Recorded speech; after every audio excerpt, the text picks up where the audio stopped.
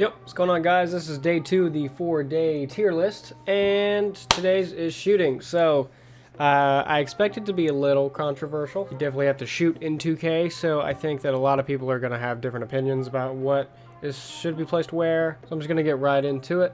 First badge we have is, I'm not going to do them in order because that's a little not fun. Let's just pick a random one. Corner Specialist. That's not a good one to choose first, with no references to other badges. But let's see here. You know what? I'm actually going to do Pump Fake Maestro first, and I'm going to put this D. Because this is an online list, Pump Fake Maestro, either people online are going to jump or they're not.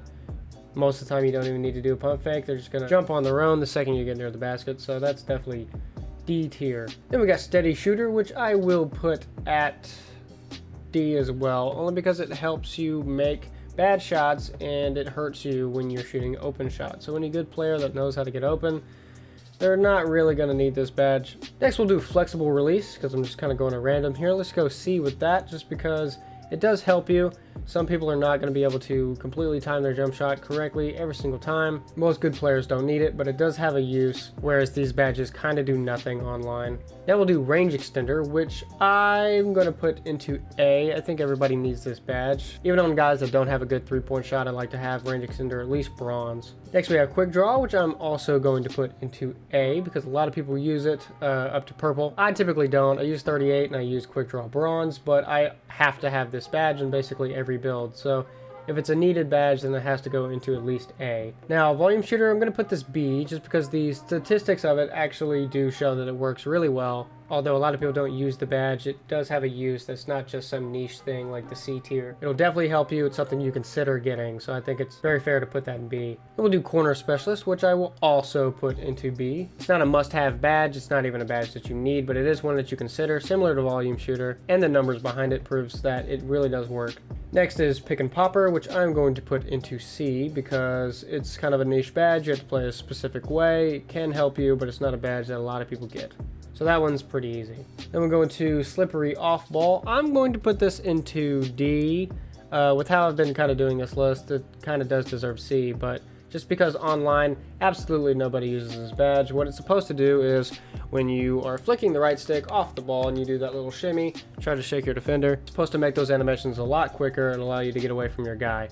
But those animations don't really work, nobody does them. So for online play, I kind of do have to put it into D. It's not a badge worth getting. Then we'll go to Ice and Veins. I would put this between B and C if I could, but I'm going to slip it into C, although I do believe it's bigger and better than these two badges.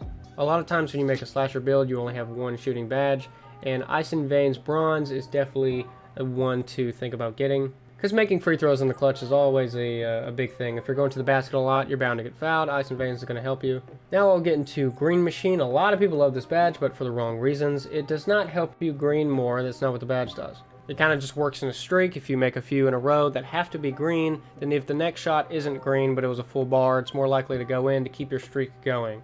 And because that one wasn't a green, then it resets completely. So you're only getting a tiny boost after you greened a shot 3 times in a row or more. So against good players, they're not going to just sit there and allow you to get wide open shots in green all the time. Maybe on Park it'll work a little bit. But for Pro-Am and 5v5 basketball, I don't really see it being that good. A lot of people overvalue it. So I think B is right where it belongs. Now, Deep Fades I would put between B and C as well, but I'm kind of leaning B, but I'm going to put this in C. It is kind of a niche badge. Post scoring is actually pretty good this year if you have fadeaway 3. That goes in all the time. But unlike these badges, it's not really one that you consider if you're just a good shooter. You have to have post fade for it. It is kind of a niche play style. And you really don't need the badge anyway, even then, because if you're just fading away from the block, you really don't need deep fades for that to go in. Now you'll notice I don't have any S tier badges yet, and the first one is going to be Catch and Shoot. When you start upgrading Catch and Shoot, you're going to notice that your shot is a lot easier to time, especially when you hit gold, and then purple just even more. Every shooter needs Catch and Shoot. It's kind of the first badge that I always get on all of my guys, even guys who have 67-3. I still love to get Catch and Shoot. It helps a lot of shots go in. Now we're going to do Hot Start. Now Hot Start I'm going to put into B.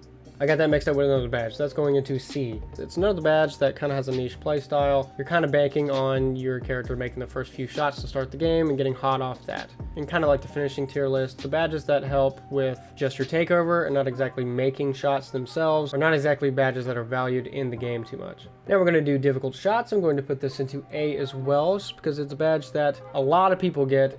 Even if you have catch and shoot purple, it's going to help you a lot when you're doing your catch and shoots. Now we're going to get into difficult shots. I'm going to put this into A just because it's definitely one of the badges you consider getting. It's usually the second or third that I pick up. Although the numbers behind it haven't really showed that it goes in much, it still is needed for pull-up jumpers if you have guys really hard closing out at you. Then we're going to do tireless shooter. I'm going to put this into B. Definitely a badge you consider, but if you're not running around constantly, then you're not going to get much use out of the badge. A lot of people at higher overalls don't really have stamina problems. Plus, if you know how to limit your sprinting and your jogging more and letting go of that right trigger, then you're really not going to get that tired. You don't need this badge too much. Next, we have Hot Zone Hunter, which I'm kind of wanting to put this in between A and B, but I'm going to go A. Hot Zone Hunter is going to help you make a lot of shots, but you do have to have a hotspot already, which isn't too hard if you play just pro My Career and that sort of stuff. Good players shouldn't have problems getting hotspots, and then once you have those hotspots, even on bad shooters, Hot Zone Hunter is going to help you make those shots a lot. Then we have Clutch Shooter. I'm going to put that into B just because it kind of has more use than these little niche badges down here.